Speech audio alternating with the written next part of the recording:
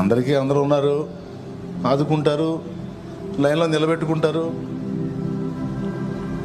నాకెవరున్నారు నన్ను ఆదరించడానికి? నాకేముంది?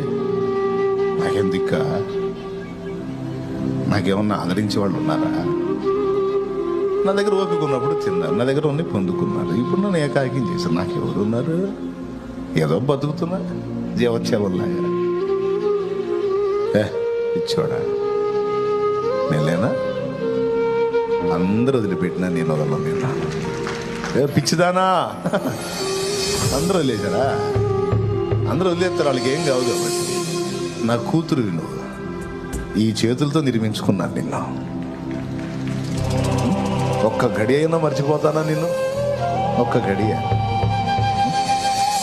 ఏమనుకుంటున్నాడు? నా గ్రంథంలో మాటలు ఇంటా కూడా ఎందుకు అట్లా మాట్లాడుతున్నావు అంటాడు ఆయన.